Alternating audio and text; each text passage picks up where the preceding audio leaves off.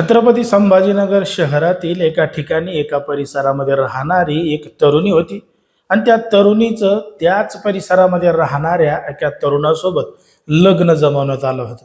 मग आता लग्न जमल्यानंतर चांगली तारीख पाहून दोघा जणांचं लग्न सुद्धा लावून दिलं. पण मात्र लग्न लावल्यानंतर जेव्हा ती नवरी नवरदेवाच्या घरी गेली आणि त्यांच्या सुहागरात्रीची त्या ठिकाणी वेळ झाली, तेव्हा त्या नवरीला त्या नवरदेवाच्या छातीवर दुसऱ्याच एका तरुणीचं नाव दिसलं. मग ते नाव दिसल्यानंतर ती नवरी नवरदेवाला जाब विचारू लागली.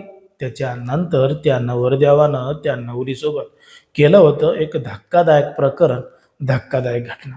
नेमकं काय आहे संपूर्ण प्रकरण, कुठं घडली आहे घटना, हे आपलं अगदी सविस्तरपणे बघायचं आहे.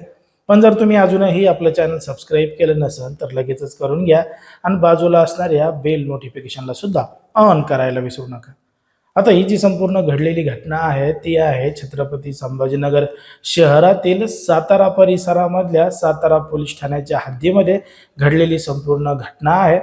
आणि या ठिकाणी या परिसरामध्ये राहणाऱ्या एका तरुणीचं लग्न 5 डिसेंबर 2025 रोजी याच परिसरामध्ये राहणाऱ्या एका तरुणासोबत झालं होतं.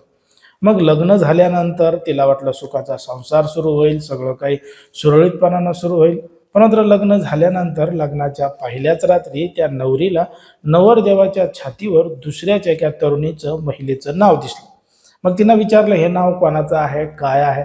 तेव्हा तो नवरदेव म्हणला की ती माझी प्रेमिका आहे, माझ्या प्रेयसीचं ते नाव आहे, मी ते नाव कधीही मोडणार नाही, मी तिच्यावर प्रेम करतो.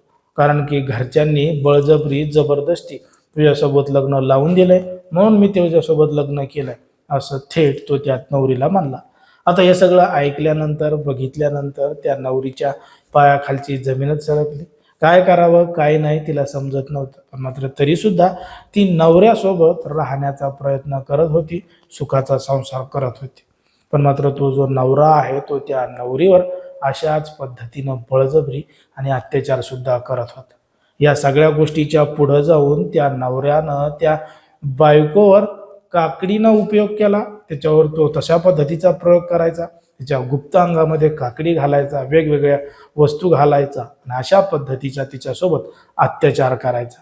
जेव्हा या संपूर्ण प्रकरणामुळं ती महिला मोठ्या प्रमाणात परेशान झाली होती, वैतागली होती, तेव्हा तिनं घडलेला संपूर्ण प्रकार तिच्या घरच्यांना सांगितला होता आणि घरच्यांच्या मदतीनं तात्काळ जवळचं सातारा पोलीस स्टेशन गाठून नवऱ्याविरोधात आणि सासरच्या विरोधात रीतसर तक्रार दाखल केली होती, फिर्याद दाखल केली होती.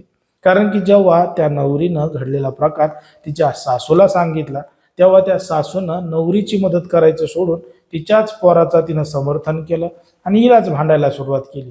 म्हणून हिनं सासू सासऱ्याच्या विरोधात रीतसर पोलीस ठाण्यामध्ये तक्रार दाखल केली आहे आणि या संपूर्ण प्रकरणाचा तपास पोलीस करत आहेत. पण मात्र सध्या समाजामध्ये, देशामध्ये आणि राज्यामध्ये कशा कशा पद्धतीच्या घटना घडतात हे तुम्हाला या संपूर्ण प्रकरणावरून लक्षात आलं असेल. आता ज्या पद्धतीने ही संपूर्ण घटना घडली आहे त्याच्यावर तुम्हाला काय वाटतं हे अगदी स्पष्टपणे कमेंटमध्ये सांगा. कारण की कोणाच्याही भावना दुखावणं, कोणाचंही मन दुखावणं हा आपला उद्देश नाही. समाजामध्ये जे घडतंय आणि मीडियामध्ये जे दिसतंय तेच सांगायचं काम आपण या ठिकाणी करत असतो. लोकांना सावध आणि सतर्क राहण्याचं सुद्धा आवाहन करत असतो.